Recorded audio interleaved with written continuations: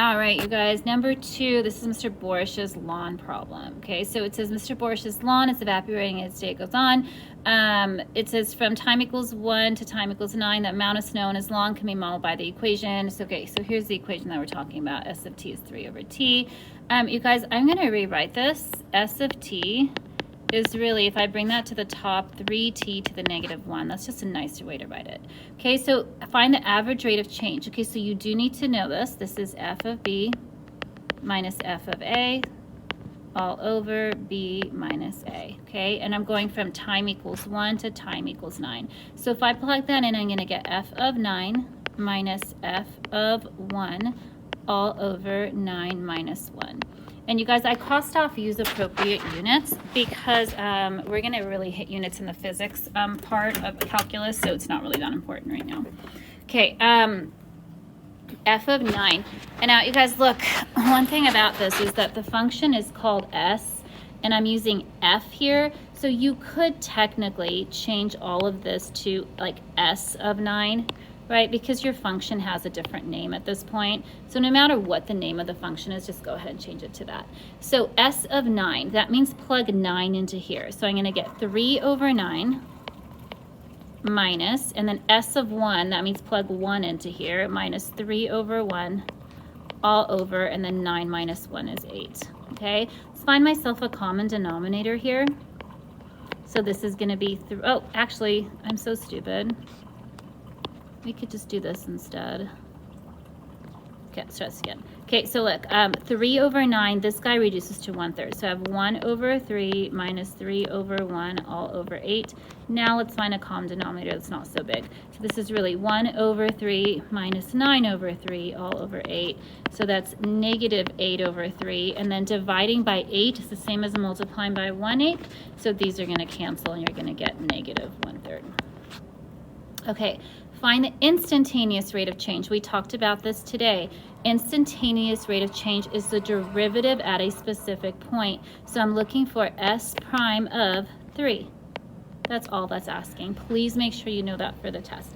So I know that s of t was that 3 over t, or 3t to the negative 1. So s prime of t would be, if I do that, negative 3t to the negative 2, which is really negative 3 over t squared. And then if I go ahead and plug 3 into there, that's going to be negative 3 over 3 squared, or negative 3 over 9, which is exactly the same thing as the other one. Okay, assuming that there's no new snowfall, what is the amount of snow as t approaches infinity? So just take the limit as t approaches infinity of 3 over t. If I plug infinity into there, 3 over infinity, 3 over something really, really, really big is 0. And then the last one, some kids are playing on his lawn, making noise at a volume of, so I've got this little equation, n of t equals 70 minus 2 cosine 3 pi t. Whenever their volume changes at a rate of 6 pi decimals per hour.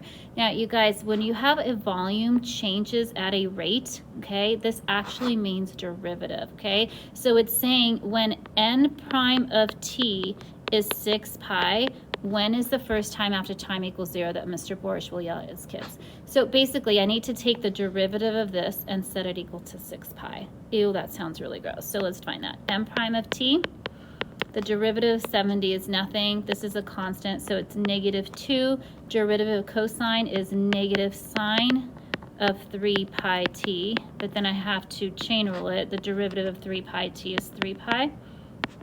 Let's do a little bit of cleanup here. I have a negative times the negative, if you note that. Negative times the negative is a positive, and then 2 times 3 pi, so it's going to be positive 6 pi. So this is 6 pi sine of 3 pi t. Okay, this is n prime of t.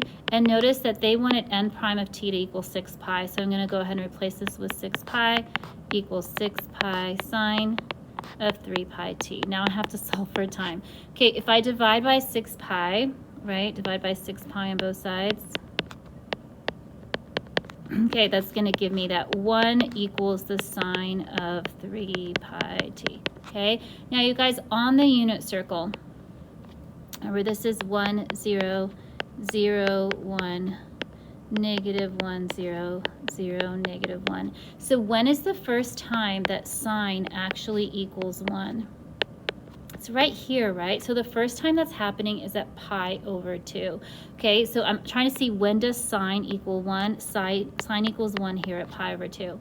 But here's the issue. It's not t equals pi over 2. It's 3 pi t equals pi over 2. So I'm going to have 3 pi t equals pi over 2.